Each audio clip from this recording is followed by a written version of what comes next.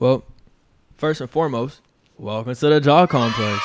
We're here with Dr. Zabad Newaz, the man himself. We're with Ronald Ead, Mr. JawHacks man. What up, what up? And his wife, Alexis, Jawhacksbaby. Hello. Known as. And then Dr. Jaffari. So, thank you guys very much. Seriously, thank you guys very much. This is actually insane. Thank you for hosting us. Absolutely. Oh, it's welcome. good having you guys here. You guys traveled up from New York to north of Boston to be here. Bailey, where did you come from? Maryland. Wow. So Bailey flew in, Dr. Jaffari flew in, Dr. Newaz drove in, avoided 2 car crashes on the way. Yep. Glad you're still alive. So, yeah. And it's, so also we should say this is the first ever podcast being recorded in the official JawHacks studio. So exciting. That's quite It's an honor. wonderful. He has a plethora of equipment. It looks like an alien ship or something. It's craziness. It's very nice. You guys have a baby. Congratulations. Congrats. you. How old is she now? She's 8 months. 8 months. Wow.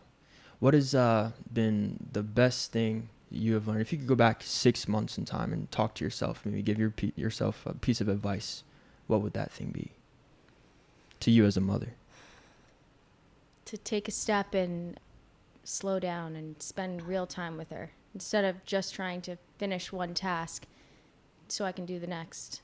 Just leave the mess for a little bit. That's definitely my number one piece of advice. Just peace of mind. And Yeah. To live in the moment. Yeah, 'cause she just wants attention. She just wants my attention. That's why she's so excited when she sees Ronnie, because she knows he's going to hang out with her. Yeah, that is absolutely, just to pick up on that. The best part about having a baby is that they force you to be in the present moment because they're in the present moment.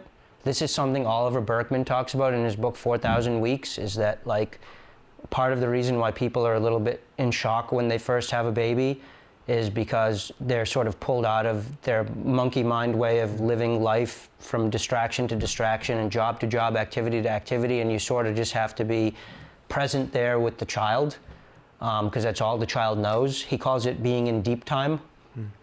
And it takes a while to settle into that and to just accept that that's where life has to be lived if you want to be present, right? Otherwise, the baby is just, it can feel like a burden if you don't just let go into it. Right. And this is such an interesting dynamic, the two of you, as smart as both of you guys are for raising a child. I know the most obvious question is like orofacial development. Like this is, for as much as you know, and implementing what you do know into the development of your child. Like what is the number one thing of importance? I know breastfeeding is, but for you, what are some things that you've? So the most important thing for me is her. It's just kind of cheesy, but I can't breastfeed the baby, obviously.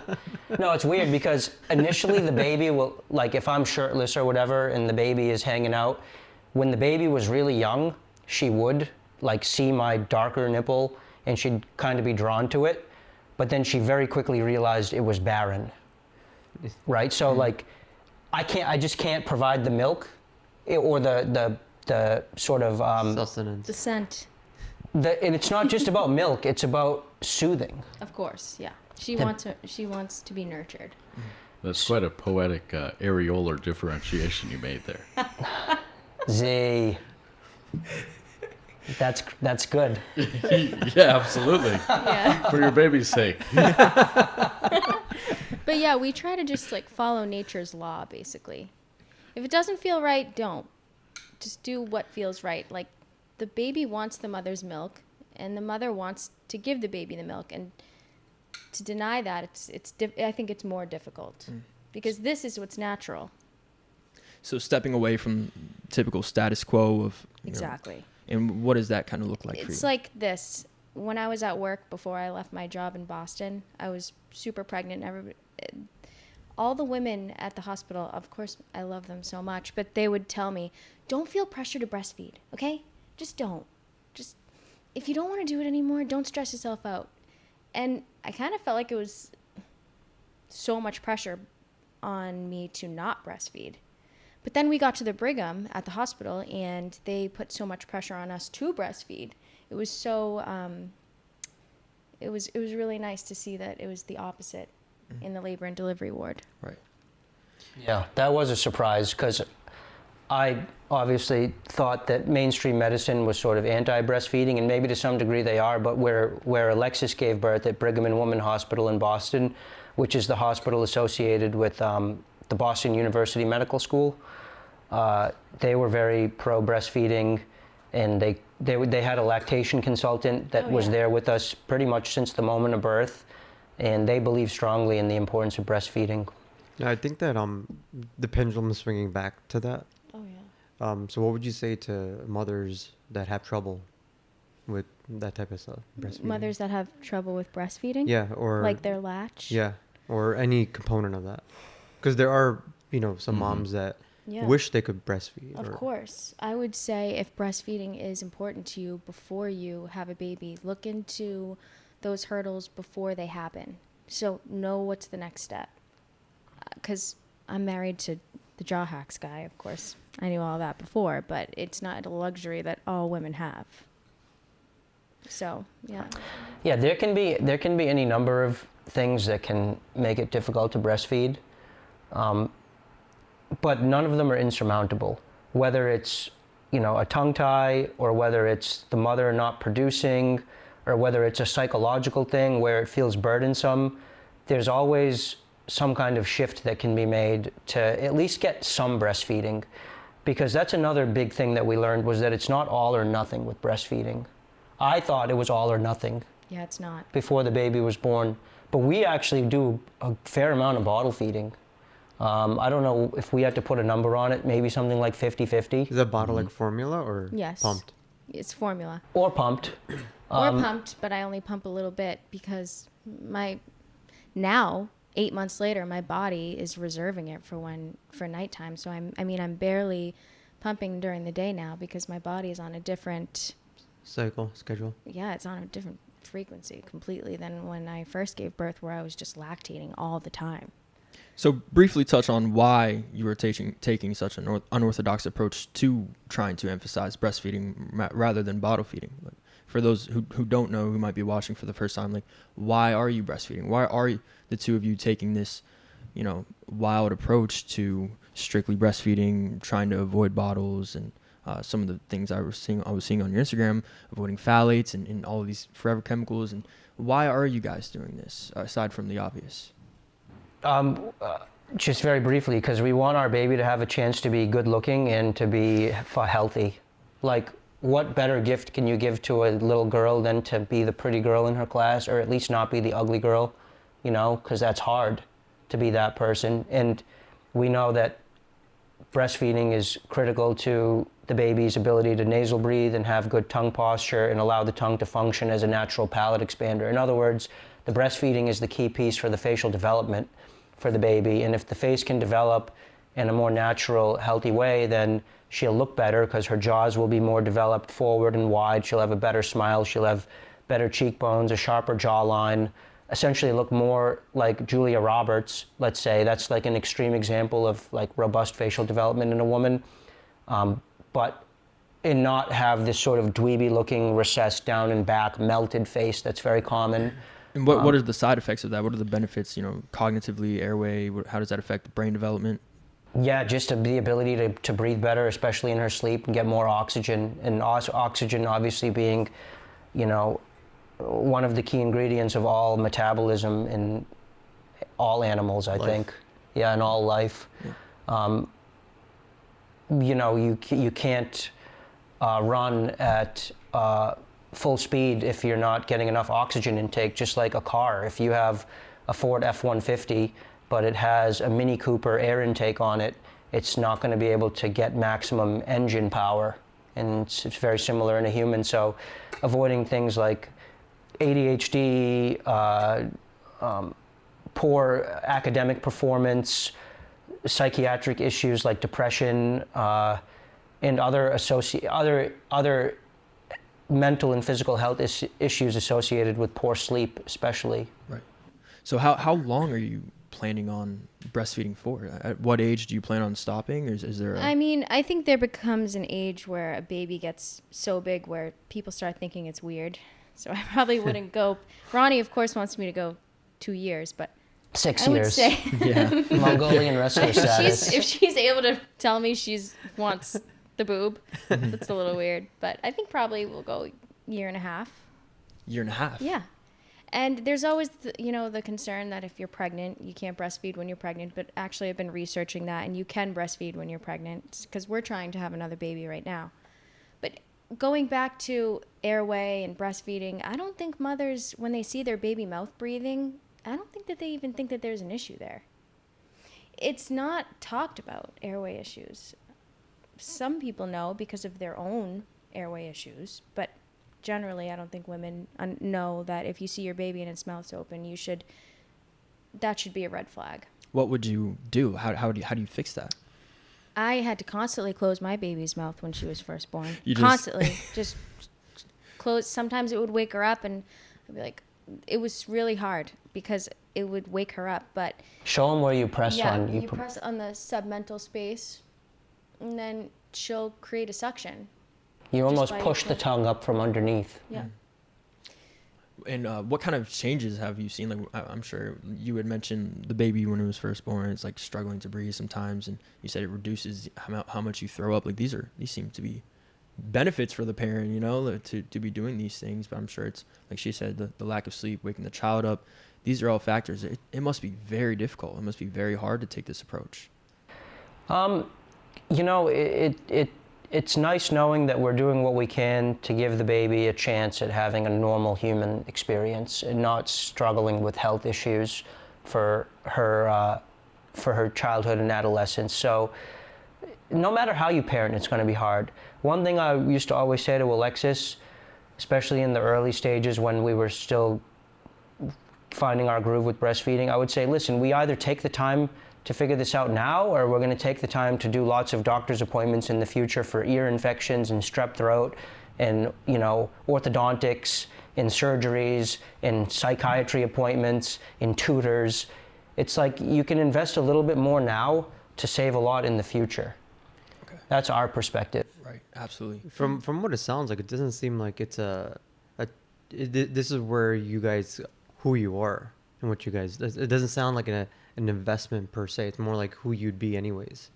Right. Right? I don't know. That's what it sounds like. It's natural for us to want to do this. And I always pictured myself breastfeeding, even before I met Ronnie. So, yeah, it felt natural to me. But don't get me wrong. The baby's was a little recessed, and she was a little bit of a mouth breather when she was born. And the breastfeeding has really brought her jaw forward a lot. Yeah, I want to speak to that for a minute because that goes back to my point about it's not all or nothing. So you can almost think about it as like an MVP approach, like minimum viable product approach, where what's the minimum amount of breastfeeding necessary to just habituate nasal breathing in the child? And it's definitely less than 100%. It's almost like a muscle memory where, like, think about riding a bike. You don't need to ride 100 miles a day to know how to ride a bike. You just need to ride maybe a couple miles a day. And it's like that with breastfeeding for the baby. As long as she's engaging those neurons and keeping those, greasing the groove, so to speak, of those neurons, she's good. And is she perfect? No. Does she still huff through her mouth, like on occasion, especially when she gets excited and stuff? Yeah, she does. But when she's asleep, is she nose breathing? Pretty much always.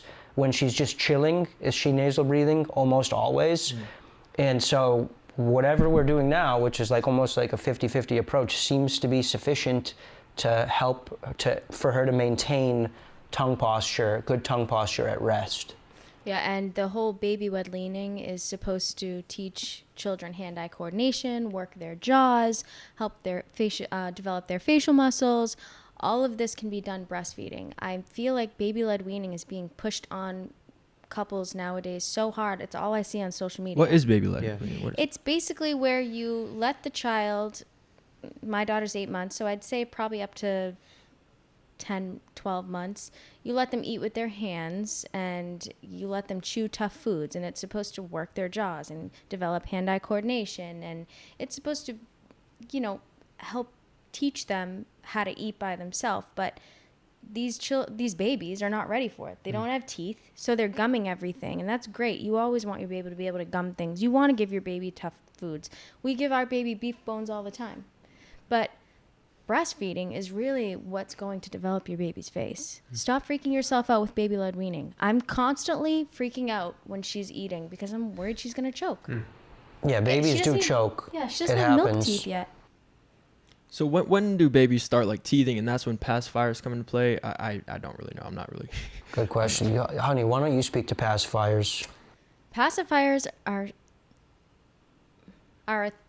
pacifiers will be given to your child at the hospital after you deliver without your consent. Same day, A nurse bro. will put it right in their mouth. I'll never do this again, but we gave the baby a hearing test. I put it up on Jawhacksbaby. You guys can check that out. My baby was so traumatized during the hearing test, and the girl that was doing the test was obviously the tech. She was obviously trying to calm the baby down because the baby was screaming because they're putting these electrodes on her head and these earphones on her. She's a newborn. And then they're putting up, the volume so that she can hear it. And she's putting a pacifier in the baby's mouth to pacify the baby, and the baby was choking. She didn't want it. Pacifiers start early because they're meant to basically make the baby stop crying. As soon as babies are born, they essentially unpredictably cry, like in a way that It's a pretty traumatic experience going through that. Yeah. So I is. mean, like, of course, Yeah, yeah. and they still have fluid in their ears when they're born. it's also traumatic for the parents. And someone told me, and you can fact check this, but someone told me that horror movie soundtracks, like horror movie music, is made to be on the same frequency as crying babies, because that elicits a sort of fight or flight response in adult humans, and it really does. And so pacifiers are for adults, really. They're to try to make the baby shut up so that you can keep living the life that you were living before the baby was born. So it's to alleviate crying. That's what. Pretty pacifiers are much. for. Right. So it's not kind of even- selfish It- for the parents. It is. Well, I've seen those like automated rockers, and they're just.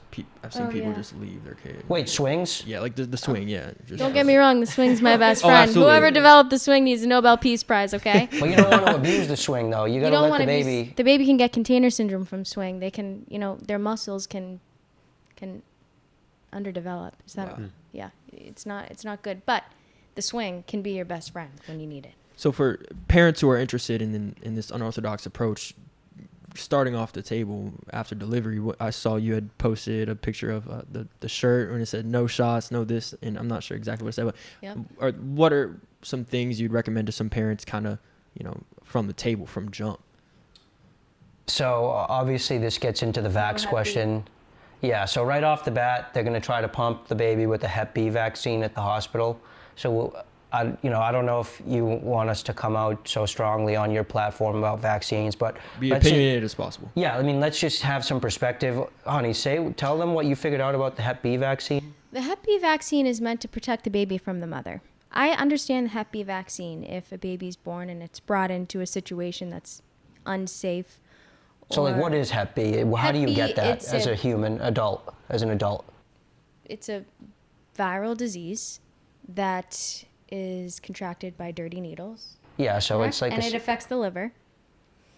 And it used to be fatal, and I'm sure it still is. However, not everybody needs the Hep B vaccine. If you're not going to be bringing your child out into public situations or unsafe situations, or if I'm not sure how it goes if you have Hep B yourself, maybe your child needs it. But for me, I don't feel as though my child needed the Hep B because I'm not an IV drug user.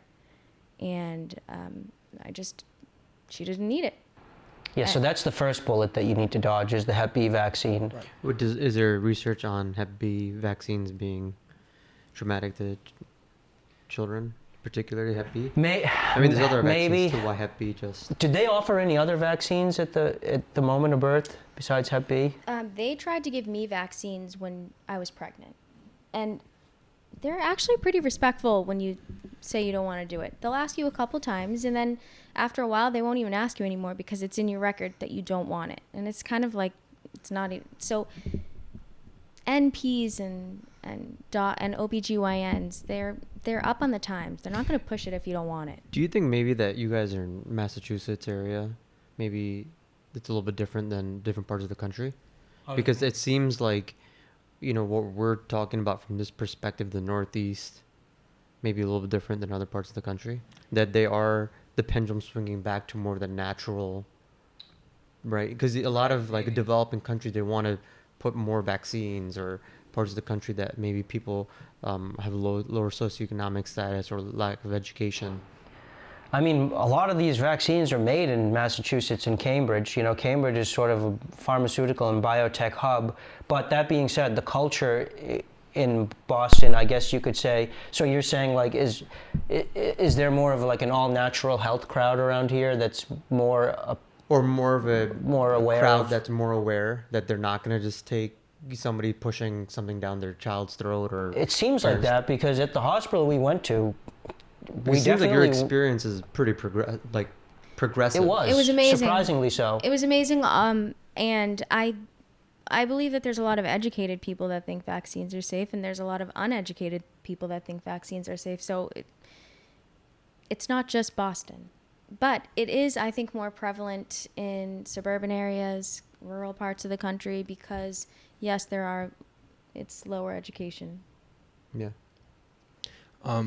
So let's say fast forward 2 years, 1 year, 2 year, the teeth are coming in. Would you still take your child to an orthodontist to maybe get some form of expansion, even if she may not necessarily need it? I mean, it couldn't hurt, right? Absolutely, yeah. No, definitely. We're ready to go with expanders if they're needed, for sure. Dr. Newaz, what is the earliest you'd recommend a child come in and see an orthodontist? Yeah, that's a great question. Seeing an orthodontist is probably the first place to start answering that question, because I think, even myself included, as progressive as I try to be with this kind of stuff, very few orthodontists are accustomed to or trained to really deal with people that young, right? My youngest palate expansion patient has been 3 years old, and that's with the evidence of pretty intense physiologic distress of some kind. You want to get in and intervene and do something, right? And usually it's just like a quick burst of expansion. You just do something to relieve a breathing-related, distress problem. And then, you kind of watch and monitor the development, right? But we consider most like 3, 4, kind of a little bit towards too young to tolerate expansion well. But there are some instances where you do want to get in and do it. Less than 3, I happen to see patients in my practice, just to say, especially in Vermont, where, I'm kind of, like, there's just not that many people in town, right? And you have actually maybe proportionally a little more awareness of these kinds of things. So people are like, oh, there's like TMJ Airway kind of practice. Let me bring my baby to get evaluated for lip tie, tongue tie, that kind of thing. So I'll look at them in that context. But I can't necessarily say that I'm too trained to have a very elaborate conversation with like a mother about like milk production and this and that and other things like that. So I often will lean on my pediatric dentistry colleagues, of course, who also are airway focused and things like that, to get some guidance, because we want to bring them in and start kind of establishing, like, start that conversation rolling. Even if I'm just, the guy to have a conversation with about, somebody checking the lip tie and tongue tie. And then, which you had, right? Your daughter had, I'm assuming. She did. She had a lip tie. Yep. Mm-hmm. Upper lip. Upper lip tie. So, so I'll look at that. I have done, lip tie release on an infant. It was kind of really new territory for me. Even, our office had to like research all the little things to get to like kind of hold the baby and the different kinds of topical that we might use to like kind of do the procedure real quick. But yeah, I mean, so when you say an orthodontist, I think maybe it's more like broadly a dental professional who understands this stuff. Absolutely. Because it may not be an orthodontist. Right. I happen to be an orthodontist that is, has an infant or two on my schedule every year. Yeah. But that's about it, right? I think a pediatric dentist would be a better airway-focused pediatric dentist. Yeah. I think that the realm that we're coming from is super like airway-focused, but for the normal masses, they don't know about airway stuff. And so as a general dentist, I think that as general dentists, they're kind of like the first line in that realm. Mm-hmm. because a lot of parents don't take their kids to pediatric dentist immediately anyways, right? And some do and some don't. Pediatric dentistry is a challenging office to get into because they're so booked out. And so I think that as a general dentist, it's very important to be able to see these problems and see how the child's developing, and then referral to somebody like Dr. Newaz or a pediatric dentist that's more aware of airway issues. And for that really young group, probably the pediatric dentist. Again, Correct. For me, it's kind of new territory. It's kind of like how I was with MSc in 2018, right? It's like, you're just getting into it. You're kind of learning, but it's, I think what else can be done, right? Again, like what do we have? Like when we see a toddler, right? 2-3 years old, mom and dad are kind of saying stuff about teeth grinding and this and that. Oftentimes there are some simple but effective things that you could do, right? Of course, some of these, companies like, for example, Myo Research, Myo Brace, right? They'll make these little like infant lip trainers and, tongue trainer things and like a little infant Myo Brace or something like that, right? I'll give those sometimes. Just again, and I tell the parent, this is not really like an appliance. You can't necessarily expect like a kid of that age to follow instruction and that kind of thing. But they begin to make that association, right? You talked about the neural networks that we're trying to form.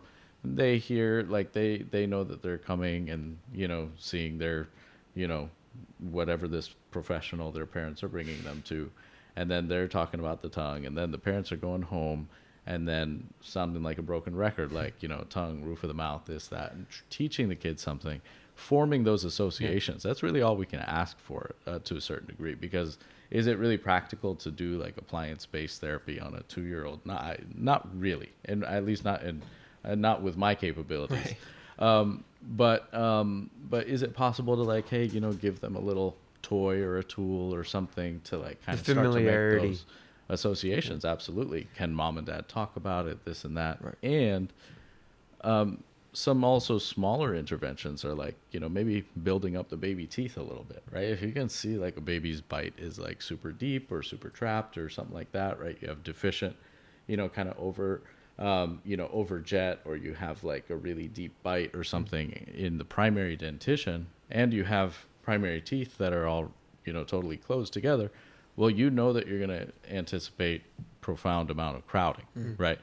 And so sometimes you can just free up that mandible a little bit by just building up those baby molars, a couple millimeters, right? I mean, just something like that takes off a little pressure from that sort of very constrained jaw position when the kid goes into their bite reflexively because of some kind of compensation that they have to make because of airway compromise, right? So they make these compensations and now they're pushing and grinding around.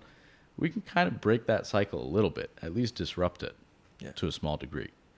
Very interesting. And I think another factor of breaking that cycle is prevention as well. So avoiding certain foods or certain drinks that involve heavy suction. Like I've seen those like applesauce packets, you know what I mean? Where like you got to really suck on to get the applesauce out. Like right. I'm sure like every day, if a child is having that every day, like that can potentially stunt the child's development. Slop. Mm-hmm. And so what kind of foods are you guys avoiding, and what foods are you guys introducing to your child, and can you give me like a timeline of like what that would look like? That's a fantastic question, by the way. I was wondering that myself. I'll just say briefly, there's a strong temptation starting around 5-6 months to start feeding the baby essentially liquid food, like pureed fruit or Gerber. Yeah, Gerber type in a jar. And we've done that a little bit, especially because at one point we were told the baby was a little bit underweight, and so we were like, okay, how can we get more calories into this kid? We've since pulled back and just kept, reverted back to just more essentially milk.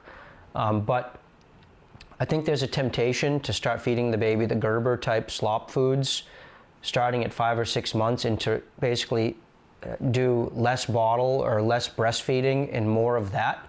But I think what I've learned is the ideal trajectory for a baby is definitely just breastfeed until the baby has teeth and can start masticating tougher foods on their own.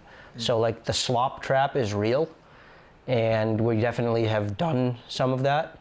And she does eat, Fruit purees, yes, because I breastfeed. So her face is being, I'm myofunctionally, she's going in the right direction, and I don't need to baby led wean. I don't need to give her 100 different types of food so that her jaws can grow. And no, I think that she's developing hand-eye coordination by going from breast to breast. She suckles on the left breast different than she suckles on the right breast. She knows how to find it. Same way you know how to find food and you know how to eat the food, except for I'm teaching her tongue posture now. So not only am I bringing her jaws forward and helping her be symmetric, but I'm teaching her tongue posture. And I think that's the baby-led weaning trap I was talking about earlier is, I want my baby's face to develop normally. Oh, well, okay, but you're a little past that. Baby-led weaning is great. You can give your baby beef bones and help develop their face that way, but I don't think anything is really going to compare. When you say beef bones, what kind of size bones, are you talking about? Like what, and in what context do you give it to them? Is the bone bare? Does it have some meat on it? Are they trying to large enough not to choke on? Like what are you selecting there? Ron eats a steak every morning. So beast. And it's expensive. It's a very expensive lifestyle. Repurposing. However, we get a beef chuck steak and I sear it on each side. If it's a safe bone for her to chew on and it doesn't have any sharp edges, we nibble off the meat and then we give it to her, and oh my God, she loves it. She loves it. So kind of going on, ahead of time, like with the time period of, what kind of foods are you interested in introducing to your child? And before we get into that really quick, I know because this is the and stage at which time points. Right. Yeah. And also hormonally, I know that you guys are probably avoiding all plastic as much as you can, of course. I've personally seen parents microwave plastic baby bottles every day, multiple times a day, and give it to their child. So what kind of research have you done, and what is your knowledge about that, and how can that affect a child's development? I honestly haven't done any research on it, but we avoid plastic in ourselves and in our baby. The bottles that we use are the Tommy Tippy glass bottles. They're actually kind of hard to find. Believe it or not, most of the Tommy Tippy product line is plastic, but we avoid, again,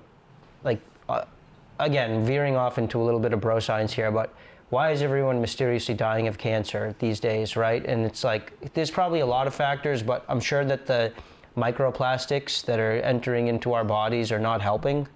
It's not. I can imagine a tiny baby, how much that could be significantly more than it would be like a grown adult. Right. Yeah. And I'm not sure that I personally need the research to support this decision. I'm just erring on the side of naturalism, essentially. Right. Right? Like cavemen didn't have plastic. And it's obviously not part of human anatomy to have plastic enmeshed into your tissue. So we try to avoid it, but the Tommy Tippy bottles, though, those are amazing. The top of the Tommy Tippy bottles, the nipple, it's shaped like a breast. And so when she's suckling on the bottle, she looks the same as when she's on my breast. Interesting. Do you think it's the same force and function? It's funny because she makes the same sound that the bottle gives off. They've really done so much work as far as nipples and bottles. It's unbelievable. So yeah, it does sound the same, yes. However, if I was to squirt you guys with my boob right now, there would be 4 or 5 little tiny streams. And I do it to Ronnie all the time. He loves it. I'm like, hey. it's better than getting shouted at. So that's not Ronnie the same. looks like the kind of guy that likes that. Do you? He does. does. You think the breastfeeding guy hasn't swam in the pond? I'm just kidding. I can't say that I'm not breastfed anymore. I wasn't breastfed as a baby, but Now culturally, He's trying to get them gains. Does that make you her son? God. Well, we'll get into that on a philosophical. Yeah. We're gonna save that one. Fair enough. But this is very entertaining. So it seems must like say. the market for baby bottles it needs some work. It does need work for sure. It's not great, but it's not terrible either. I think it's terrible. The Advent bottles make the babies' mouths look like this. They suck like this. See that, like, I mean, when our son was on a bottle, we used a Dr. Brown's bottle Oh, because it was easy, right. and he wouldn't get the gassy because of Anti-colic. yeah. Yep. And I think that 6 years later, these things are becoming more and more prevalent, like the things that you're talking about. Because I have no idea about this Tommy Tippy. What is it? Tommy Tippy. Yeah, like I've never heard of Shaped this like a stuff. breast. Yeah. Yeah. Yeah, the Tommy Tippies are okay. We went with the Tommy Tippies because my sister used them on her kids, and her kids turned out pretty robust facially.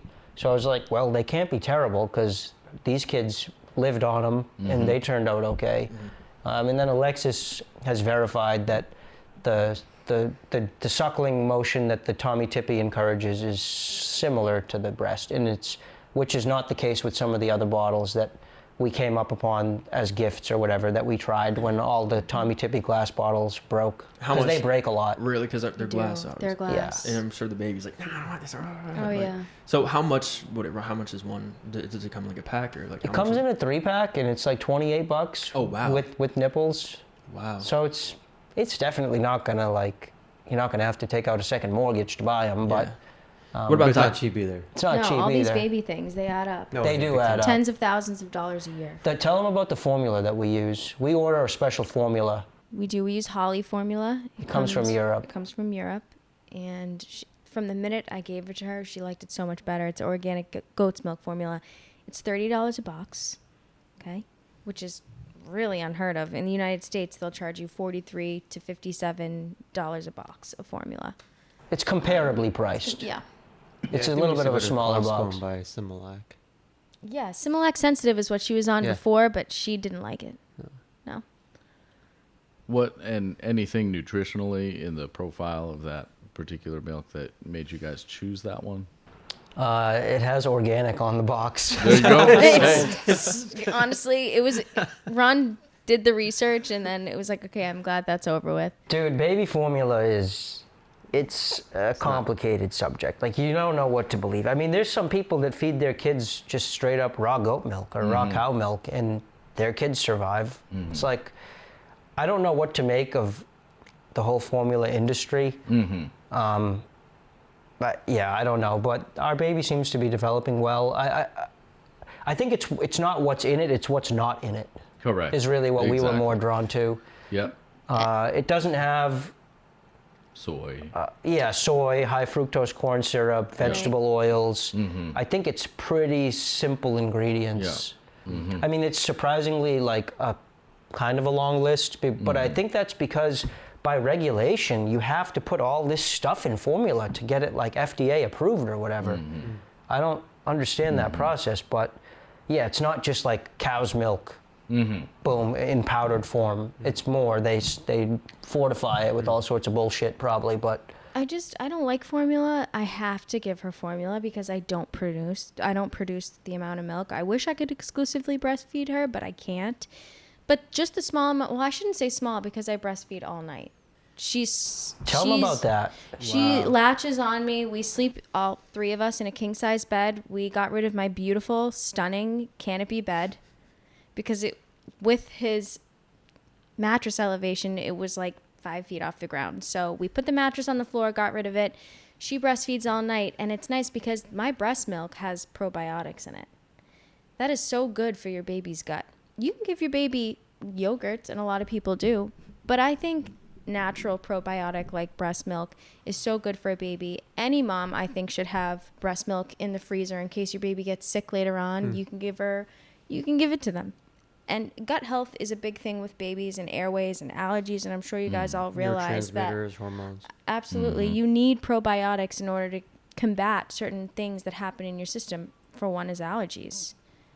I know that probiotics help me with my allergies. I know that, without good gut health, it throws off your whole endocrine system. It makes you sick.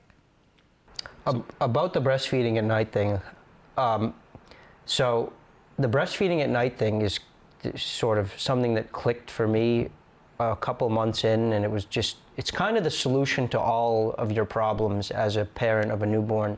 Because think about the nightmare situation of any new parent. It's like people tell you that you're not going to sleep because your baby's going to be crying all night, right? But what most people are doing is they're putting their baby in a separate room or in a crib, and then that's unnatural because humans, I believe, we're developed to sleep in tight quarters all together, like all on the same floor together as part of a tribe, where a baby can feel protected by mom and dad.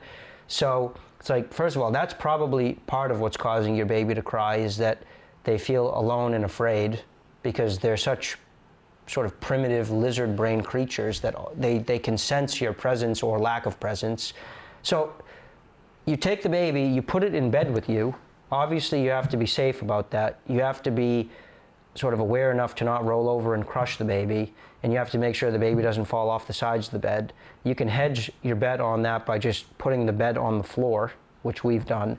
But so now, first of all, the baby is not waking up in the middle of the night and freaking out. You're sleeping more because the baby's just comfortable because it knows you're right there. And then if it does wake up because it's hungry, it's not a whole ordeal to like feed it. It just sort of crawls over to mom, nudges mom, mom turns over, gives the baby the tit, and then the baby eats the tit for a little bit and rolls over and falls back asleep. Does she fall asleep while feeding? Yeah. And do you think that is also stimulating the jaw as well? Yeah, because if you watch the baby when it's sleeping, it's still going like this. Yeah, okay. So, I mean, that's probably where I've heard you say this is where most of the gains could be coming from. Those are the night. gains happening in real time. You can see the Absolutely. gains happening with breastfeeding in real time. The baby's mouth is going like this. It's going, and you can see the tongue pressing up and forward in real time. Wow. Because to get the milk out of the nipple, it has to do that, and it has to kind of create a negative pressure and suction it out. And also, it's not just about a vacuum, it's also about the mechanical massaging out of the milk from the duct, almost like when you go to like a farm and you buy those honey sticks and you have to squeeze the honey out. Right. It's a combination of vacuum and that sort of motion. Strengthening those muscles to make the tongue stronger, to put more force, so it's just like an exponential thing. So that's... Right. Nowadays, kids give their baby a pacifier, and when it creates a narrow palate, and instead of them having a suction, there's something in the way. And it's my nipple, she can create a suction, and that's natural. That's good for her face, but a pacifier is going to stop that process. And what specifically about the pacifier as compared to the breast? The breast is a lot more compressible and a lot softer. And so the baby will actually take a significant part of the breast into its mouth when it's breastfeeding, not just the tip of the nipple. It'll take it'll go up to the ends of the areola, and it'll squeeze the whole thing, and the whole thing will flatten and spread across the palate, as opposed to a pacifier, which is kind of a more rigid piece of plastic that... I only know because I've seen it. No, I swear I saw it. I didn't do it. I saw it. We're correlating this with some inside humor that occurred a little bit earlier. So Okay. this is, I thought you were disconcerted by my level of understanding of something No, that's no. absolutely No. invisible. I wasn't trying to steer you off. I was impressed by that. He's being funny. There's a song. But There is a song. the pacifier is just this narrow, rigid piece of plastic, essentially, and it can't spread and compress across the whole palate, so it essentially creates a ridge at the roof of the mouth, I think, and that's how you get part of how you get a high vaulted palate. Right. Wow. So the first 4 years is 60% of the facial development. Is that what I heard in the video you had posted? Yeah, Anil Ram said, what did he say? 60% in the first 2 years and 90% by 4 years. Wow. Of all facial development in a child has occurred. So breastfeeding really is the bulk of development. It's almost like sacrificing 2 years of the mother's time, energy, sleep. That's a big task. I mean, it seems like from obviously being a parent, people try to sleep train their child. right? Yeah, what do And- you mean by that? and Because that sleep can come in training different for most forms. people in today's age is Sleep sleeping in a training. different room, Right. correct? For sure. Now, I think that maybe you guys are a little bit different than a lot of parents these days, because a lot of Yeah. parents want that separate time. They can put the baby to sleep earlier, etc. They can focus on work. But, you're making it part of your life, right? Like Yeah. sleeping, you don't have to get out of bed to soothe Right. your baby. It's already happening. It's so much easier to just let her sleep with Be- me and basically be breastfeed natural. all You're- night. Almost go to the caveman. Like Yeah. you slept together. We all sleep together. Has there ever been a time where you woke up like, I don't want to be, Yes, you know, where I and you're feel like, oh my gosh, like yeah, it's scary sometimes, but you have to trust that my instincts are more aware than I think they are. right. You learn to sleep with one eye open in a sense. It's almost like this kind of the sleep you get when you're out camping. You sleep, but part of you is awake waiting for a bear to come and like you got one hand on the Glock. You know what I mean? Yeah. So it's kind of like that. And sleep changes a lot when you're a parent, Yeah. but you somehow get used to it And you enjoy it. and you learn to enjoy Like it. So I mean, nice. we still sleep with our baby, and he's Oh, 7. I know it sounds good. really weird, No. but that's the best part of my day. Is like literally just, even if I have one finger on him, like I just feel whole. And I think that's I work a lot, so just having that oxytocin release Yeah. for you him and and I, and obviously Lauren too. It's really important. Totally. That's like the best for me. Yeah, now everybody's working Yeah. 9 to 5, and then they're making their baby be Go to sleep. alone, Yep. and then because they want their independence. Well, you do have your independence. You get to go out every day and interact with the world. Yeah. And I suppose, oh, sorry. No, go ahead, please. No, I was saying this, perhaps, it forces us to think a little bit about, I guess the energy that we're putting our baby around, right? Like, is there something to possibly be said about, the energy that, your baby's getting from you by having mom and dad, next to them versus, a baby that's being sleep trained in a distant room.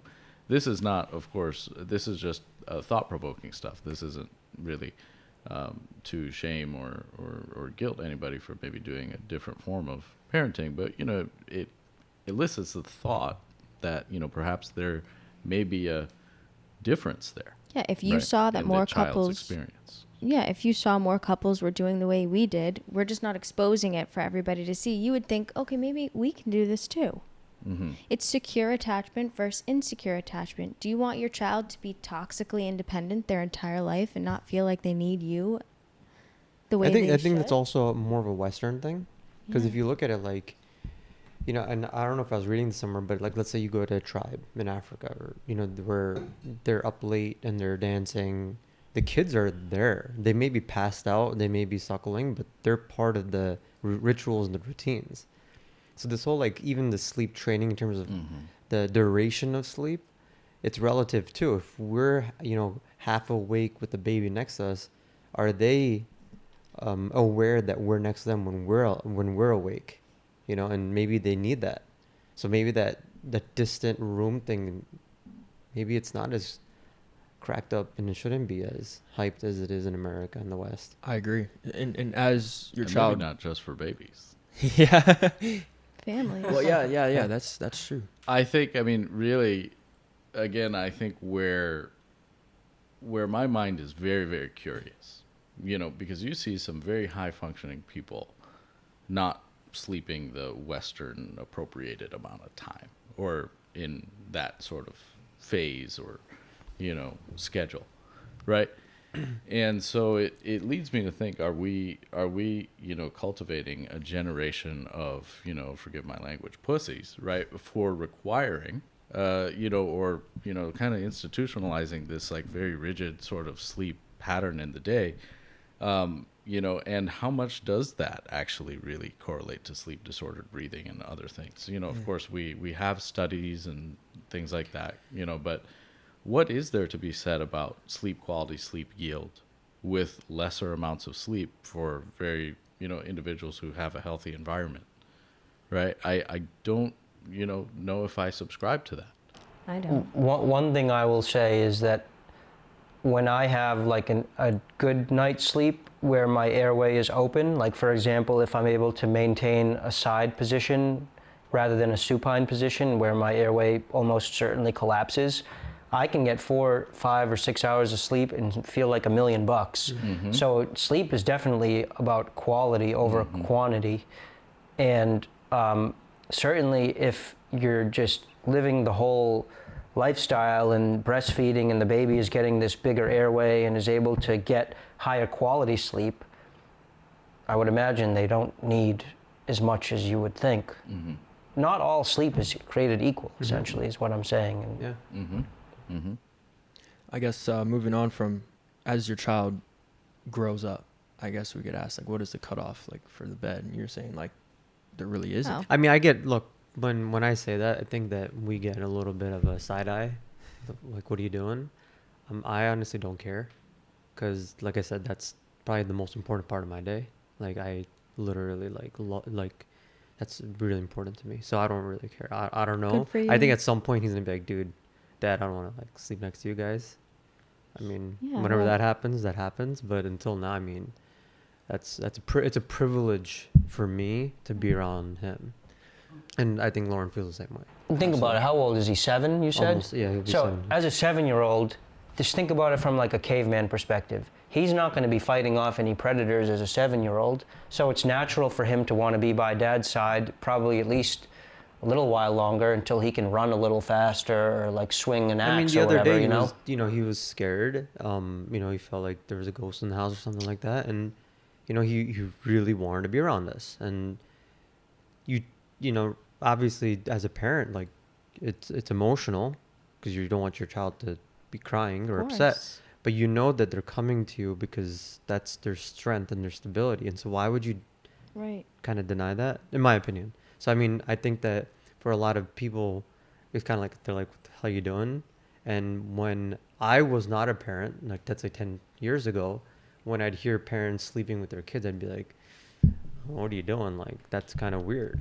But But now, yeah, like but looking now- back and to now where I'm at, like I think that how we sleep with our son is awesome. Yeah. Now a fellow bed sharer, you go, yeah, I get it. Mm-hmm. You know, we get it, and we're sleeping good. Well, I sleep better. There you go. Yeah. I just wanted to go back to the timeline of, like, what kind of foods you guys were interested in introducing, and have you given that any thought, and what has been maybe like the best food you guys have given to your daughter that she responds best to, or could you just provide a little timeline maybe? Honestly, man, we've kind of just been playing it by ear. I don't know if I have a timeline. I think right now we're just going to try to breastfeed as long as possible. And I think breastfeeding is it allows you to cheat everywhere else, Yeah. just because it greases the groove so hard. And you can, get away with maybe not being perfect everywhere else as long as you're doing some significant amount of breastfeeding. But so I think it's like, well, what foods can she chew that are a low choking hazard? Any parent knows that fear of your kid choking is real. Like, and kids die from that. Like, it happens. You never think it's going to happen to you, but we just had a close call in the family, actually, with a choking on a blueberry, where the child, the life vac had to come out, and the child went blue, and fortunately the life vac was able to get the kid to vomit and get it out. But this was a 10-month-old baby, and so we're not really in any crazy rush to start putting choking hazard foods in our baby's mouth. And I don't think it's natural for babies. So what is safe? What would you consider safe that is also jaw stimulating? I've experimented with like a steak strip, because she's not going to be able to masticate through that and break off a piece, and you can at least watch her enough to make sure she doesn't. Like, you can sort of be eating and watching her and making sure that she's not actually severing a piece of the steak tip, and she's getting juices and salt and flavor Saliva. and forces on her jaws. She's pulling the jaws forward. She's going up and down, and not going to choke on that. So I'm leaning toward like, because that's all, obviously what I eat. So I'll also have it right there with me. I can just cut her a slice. Right. That's I would say my go-to for now. So maybe what about like carrots or? Yeah, whole foods that are mashed because she has no teeth. Yeah. I mean, I'd say going back to the whole choking thing, it's definitely a fear. I was probably a little too liberal. We had him eating kind of like crazy stuff, like sushi. That's Ah. awesome. I was like, shit, here, have some food. At But- what age? 9 months. I mean, some weird Were you shit. cutting it up though? You gave him the He was whole just- he sushi. was I mean, like small, like, like a Pokeball. Yeah. So, like, Yeah. I'd go to Pokeball and then be like, well, shit, have some. Yeah, I mean, if you can squish it in your hands, it's safe for a baby. And then what I would do is, going back to the choking, it's definitely a fear. But I guess in my mind, like, always knew how to figure it out. So I'd kind of this happened before clearly. So I'd kind of turn him over, hold him by his feet, and then literally do a finger sweep and hit him in the back. So if Wow. that ever happens, like, It's, It's such scary, a huge fear for and it's me. happened in public too, where, and then I guess like being practitioners, we kind of know how to deal with stressful situations. Yeah. And so this happened like a Shake Shack. I gave him a fry. He started like choking. And so the people around me are like freaking out. And then you just go into parental mode. So kind of like ease you guys, concern a little bit. There are flip the baby upside down and finger sweep / Do you mean and like flip him over on your lap? Or string them up I on their hold legs. them up. One hand, 2 legs, smack. Yeah. Yeah, like I know I it's dig kind of it. crazy, but No, that's like it's my gravity. parental like instinct. Why is it crazy? Yeah. No, that's legit. Thank you for that information, because having a procedure ready to go is the difference between life and death in a situation like that. Yeah. And that's not stuff you really even think about till it happens. Correct. But you can't freak out though. Like that's the key, because if you freak out, then everything goes to shit. Right? Another So societal just problem. think that there Yeah. are solutions. Like just use gravity to your. Maybe I shouldn't be saying this. No, But I'm probably a little bit more crazy and. No, that's okay.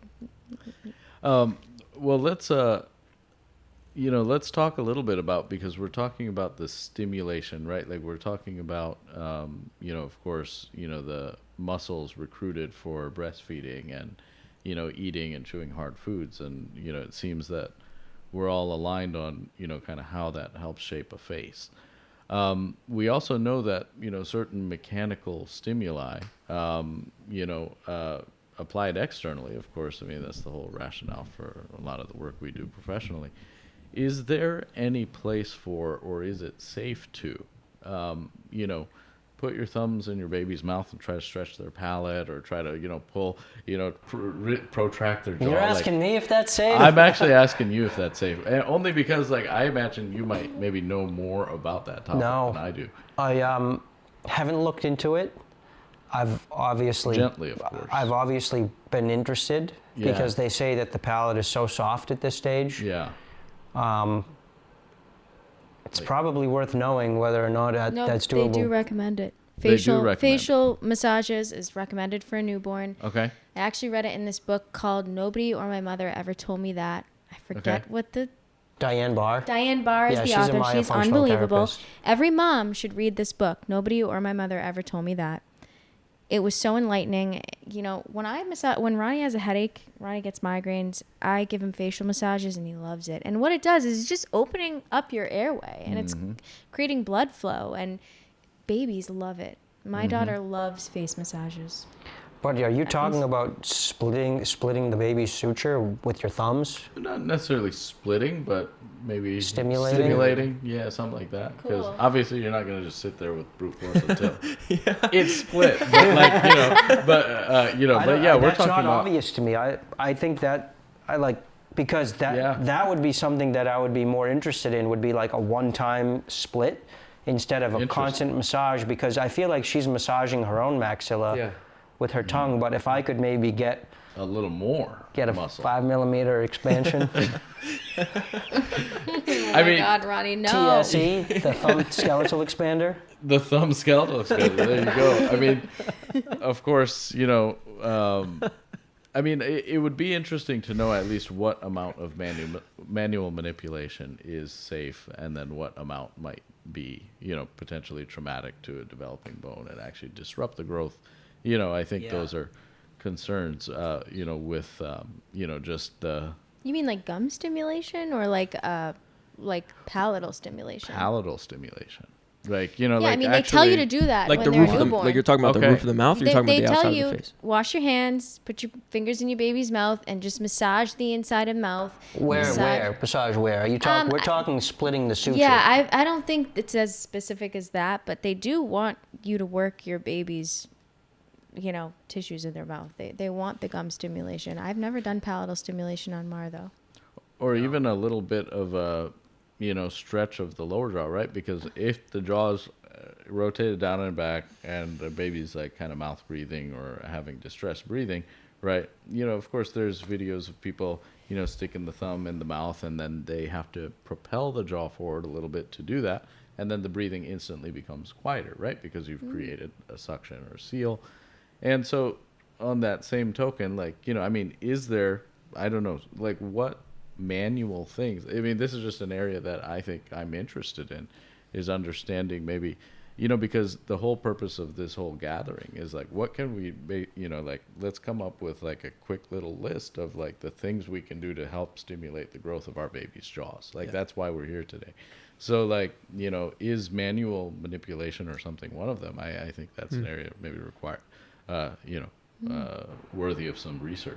I'm very interested. I haven't done it, but I'm wondering if there's some ancient civilization that has sort of mastered the art and science of that. Mm-hmm. I certainly haven't tried it, but I would be very interested in trying it. I got to get one of them African women kind of things that they put the rings on the neck Totally. and then kind of decompress my spine a little bit. I think I could use that right now. Oh, yeah. But You doesn't guys- that just push the Occupational. shoulders down? What's that? Doesn't that just push the shoulders down? Maybe to some extent, but I mean, let's say if you have some spinal compressive issues, like maybe just a little bit, like, just the next layer, right? Shoulders down also, kind of stretches, the trap and SEM a little bit, right? Totally. So I feel it's like I want that right now. Yeah. So, and of course, these things are transient. You should I think- offer prenatal orofacial development courses for new moms. I think, once I get myself educated on the topic, really I should. think that would be a great idea. Right. Yep. Talking Yeah, about- for I real. would definitely, Go ahead. I would invest. External forces on a child. There's, of course, the question is, as your child gets older, are there any sort of sports you're interested in, and are there any sports that you want to avoid? I mean, really, I have not thought that far in advance. I'm telling you, we really take it one day or 1 week at a time. And I don't do a lot of outside research into the future stuff. I sort of just see what's possible in the here and now and use common sense to make decisions. But certainly my kids won't be playing any sports that involve impact to the head. Mm-hmm. But Alexis was a cheerleader and did dance and speaks very highly of the benefits of those two things for posture. Ballet is important. And swim's important too when your baby's really small, because it teaches them to breathe through their nose. That's the first thing you'll notice about a baby who, when you say, okay, blow, the kids who don't know how to blow their nose in a tissue versus the ones that do, you'll say, oh, did they do swim? Yeah. So they if your know how to daughter blow wants to become a swimmer, let's say in middle school, would you encourage is that okay? it? Oh, yeah.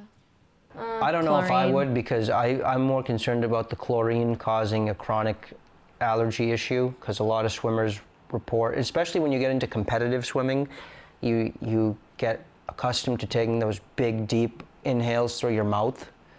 And, you look at like Michael Phelps and other swimmers, and they don't have the greatest facial development. Maybe even the goggles they wear could potentially... Kind of like a headgear effect on the eyes, maybe. Yeah, never thought about that. But certainly for the infancy stage, to just learn how to exhale through your nose and blow your nose, because that's actually a really hard thing for a child, is to learn how to blow their nose. Something about the muscle motion of doing this, they struggle with it. But maybe if they're getting water out of their system, it sort of like forces it, and then they can learn the motion. Like I knew some kids who couldn't hold their breath underwater without plugging their nose, and that could be like the same muscles that like be able to stop the air coming from your nose. Like that could be it. I also think that high impact sports, like you were saying, like dance and cheer, like that could potentially stimulate the jaws as well. Like that impact could. This is just like Right, you're right, because you're not clenching, I shouldn't say, but it's like an Bracing MMA fighter. They're Like, bracing not all for clenching shock. is bad. Yeah, Right. not all clenching is bad. I clenched Yeah. a decent amount as a kid. I remember I would clench semi often, I guess. But I do think that if like a young boy getting into, let's say, football, I don't like the head contact, the trauma to the brain, but I do think that a mouthpiece, chewing on a mouthpiece, that force through the teeth could potentially help with development as well. But then there's also like the helmet they're wearing, like that could like squish the head and maybe even make it more forwardly prominent. Or So a lot of- strengthen the neck, though. It could Absolutely. could strengthen the neck. I mean, if you just look at how high-level football players, they all usually have great heads. Yeah, extremely well prominent foregrown faces as well, and most of them have been playing since they were younger too. So Yeah. maybe that impact could be a thing. I know we're trying to wrap up here, but I guess the last thing to ask you is maybe Alexis, could you provide 3 bullet points of philosophy? You'd say like things to do, things to avoid, kind of just maybe not rank them, just 3 off the top of your head. Like what do you stand for as a mother for facial development? Facial development. Oh. Prioritize your sleep. Don't give in to westernized sleep practices, and take everything as it comes. It's not, you can't learn it all. You can't learn it all before it happens. You just gotta take everything with grace and do what feels natural as a woman. That's the best advice I could give anybody. Ron? Number 1, choose the right wife who wants to be a mother and who sees raising a child as something that's not pulling her away from something else that she wants to do, like some sort of career advancement thing. I'm personally, and I don't want to be out here telling women what they should or shouldn't do, but I think there's a huge opportunity for career after a baby for a woman. Like, no one ever thinks of it in those terms, but why not have a baby during your fertility window, get it to that critical threshold of where it's no longer needing your tit and it's at school and stuff, and then go hard on your career as a woman, right? But anyway, I digress. So number 1, choose the right woman who wants to be a mother and who's willing to change her life to become a mother. Number 2, be willing to adjust your schedule. Be creative about schedule adjustment to incorporate the baby rather than seeing the baby as pulling you out of your schedule and your routine. So for example, before I used to like to go for runs in the morning, but now usually me and the baby wake up together at the same time around 5:30 or 6. So now instead of going for a run, I will lift weights in the morning. That's something I can do with the baby. So I'll take the baby down with me, put her on the floor, give her some exercise bands and some dumbbells, and she'll push those around and I'll work out. And so it's a win-win-win. Especially for me, because I get another hour and a half of sleep. Yep. It's life-changing. You guys are both very selfless. It's people. luxurious. And then number 3 is take advantage of allowing the baby to pull you into deep time. Just so here's one thing I've been doing differently. When I used to walk the baby around the property, I used to just walk with the baby and look at my surroundings. But now what I've been doing more of is I'll be holding the baby and I will just look at the baby instead of at the trees. And it's so much more interesting because you can see this, like, you're really connecting with the baby in that, like that. And dude, it just hits different, you know? Yeah, we're definitely wired to have kids, and biochemically we respond very positively to it, as long as you don't get in your own head about feeling like the baby is taking you away from other things. Right. You have to let go a little bit, but if you do, it's great. Well, thank you guys very much, Dr. Newaz. Wait, Ron. I have a question for you. Uh-oh. When you look, how old are you? 22. 22. Oh. So when you are looking, 14. Yeah, I'm 14. I just turned 14. are your standards for women now that you've been in this community for as long as you have, are they different? They've raised significantly. Of course. I prioritize. I'm like, Maxilla, let me look. No, go like this. Let me and- see that. Let me see. Maxilla. Maxilla. Let me see that. You want them to list Oh my intramolar width? on Yeah, I'm their measuring Tinder their profile? intramolar width. Yeah. Were you breastfed as a kid? Is what Ronnie I'm did asking? that to me. He was like, your face is a little tight. It's okay. We can work on that. All the girls I'm with now, they ask me, "Do I need MSc?" That's so. I'm like, oh, I don't know. Maybe. Alexis wants an MSc. I do. I Um, really do. Yeah, I prioritize more family now, and what kind of mother they'd be, and whether they'd be down to breastfeeding. Like that's kind of what I'm thinking is how great of a mother and wife they'd be, and how I could support them. Do we work together? Are we equally yoked? And that's kind of what I'm looking for now, and like the hookup culture that I was raised in, like in Miami, you know, it was kind of like a little too crazy, and now my priorities are shifting, and this space has kind of enlightened me, you could say. Yeah, hell yeah. Well, thank you guys for having me. You have both a wonderful house, and you two are both wonderful parents. Thank you. Dr. Newaz, Dr. Jaffari, thank you guys for making this possible. Thanks. Thank you. Thank you so Thank much. you. for having us. There's an event coming up August 17th at MUCON in New York. Yeah. Could you guys talk MUCON. about that really quick, and then we'll go. Are you guys going to MUCON? He's speaking. Yeah, buddy. Yeah, buddy. Speaking in We're on the MUCON? panel, bro. Nice. Together. Yeah. Nice. That's awesome. Ronnie's going last. Well, that's what I didn't see your name Or on maybe that. last in the morning. I think I'm last. Oh.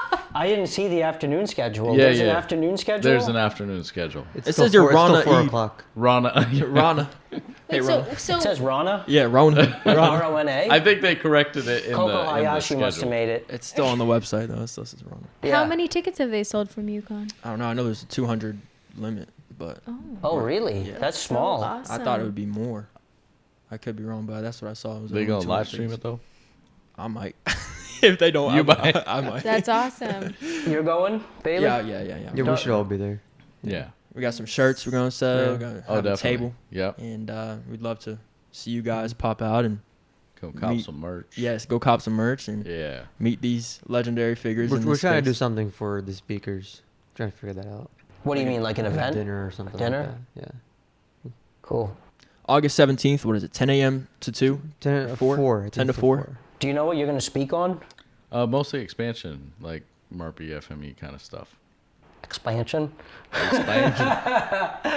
Nice. get that expansion Anything going. specifically, or is it going to be more just like a survey? Yeah, I think it's going to be pretty broad and pretty brief. I think it's just going to be to the point. I think it's going to be 20, 30 minutes tops. Yeah. Just to allow for questions. So I think this is mostly meant to just kind of inform and educate about what the possibilities are and maybe how somebody at home watching might tell if they may or may not be a candidate, at least to seek consultation. Those are maybe some of the things I'd probably go into. It's probably not going to be overly technical. I think our ensuing talk is probably going to be a bit technical with regard to expansion. But no, I think for that particular meeting, it's just going to be like overview, broad stuff, and what's, what might be the place for it in an individual's life on Well, a I'm- quest to improve their face. I'm excited for that And 'cause breathing. I need to know for me. Well, Dr. Newaz is getting FME I'm excited and to hear you. next week, Yeah, and then this- Lauren, Oh. my wife, is getting FME next week. Oh my God! No So, way. Yeah, so we're thinking about live streaming his installation Mhm. Oh, I would. Really? I would definitely watch. with some live questions. Oh, Well, I have palatal tori. Is that what it's called? Yeah. Yeah. So I'm. Uh-huh. My case Yeah. is a little more complicated, I guess. You can cut right through Yeah. that with the piezo knife, right? You can, yep. Yeah. And that's if you need a piezo knife. Sometimes we just smooth it out Yeah. too. What if I'm pregnant? Is that gonna cause because I know you're susceptible to more bleeding and inflammation. Would you wait till someone's done?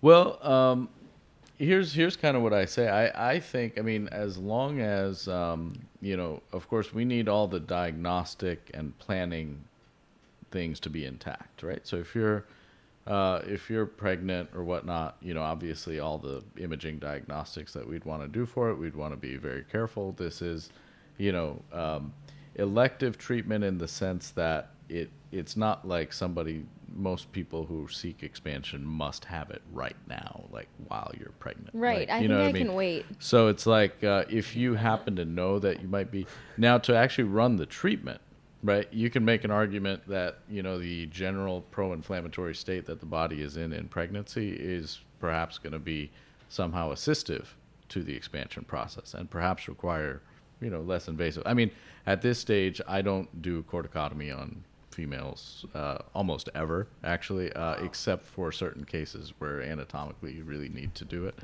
I just haven't found it to be necessary, I think, so I'm still I've kind of gone back to some, I guess some of my, colleagues have totally abandoned the cortical puncture procedure. I kind of stick with it at times, just making tiny little holes women? up in Perforations.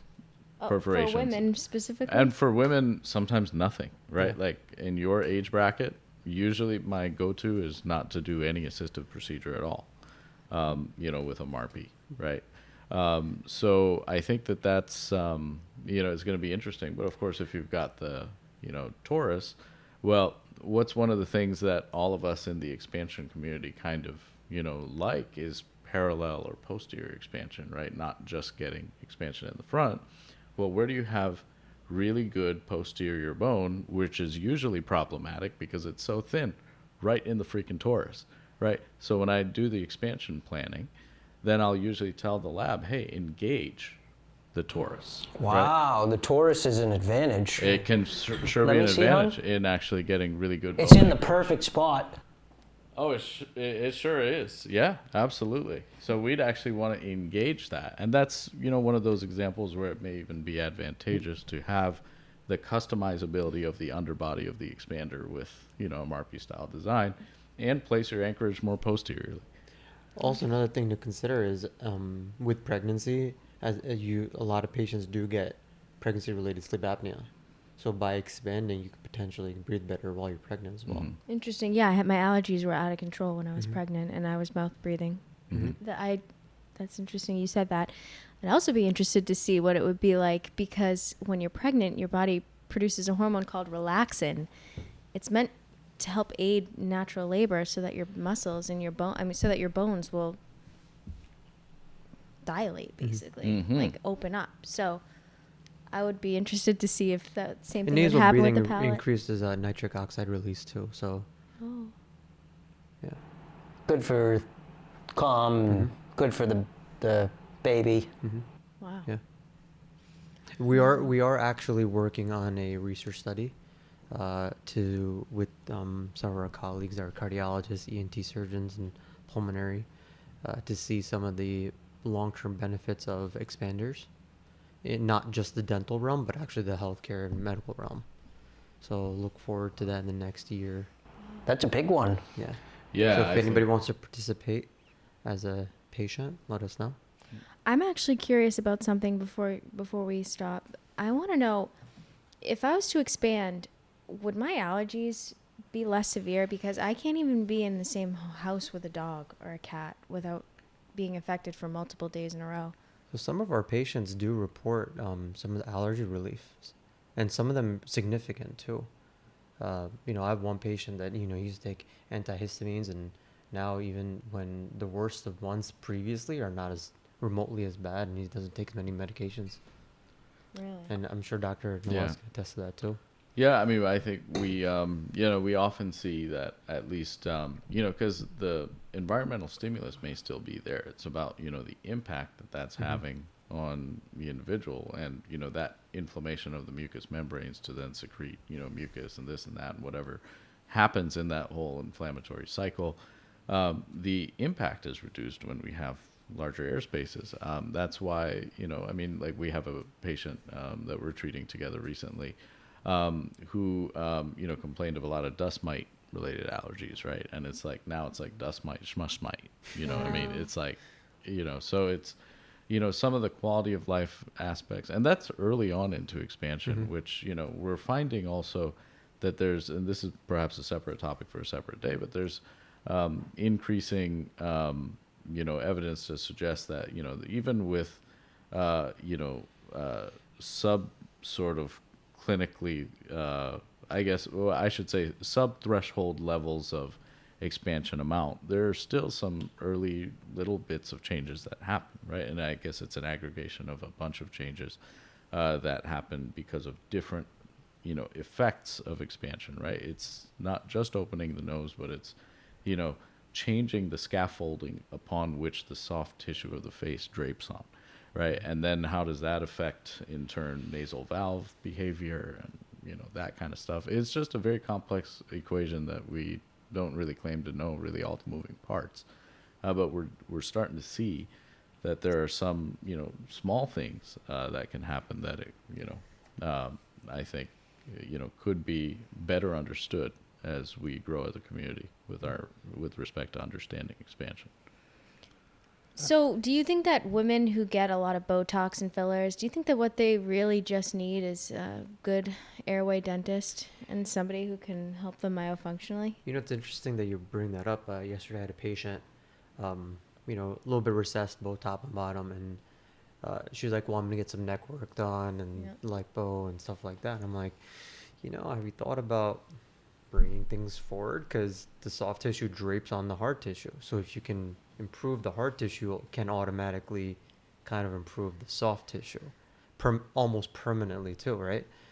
Versus soft tissue stuff can change very quickly. Right. So to answer your question, I mean, something to consider.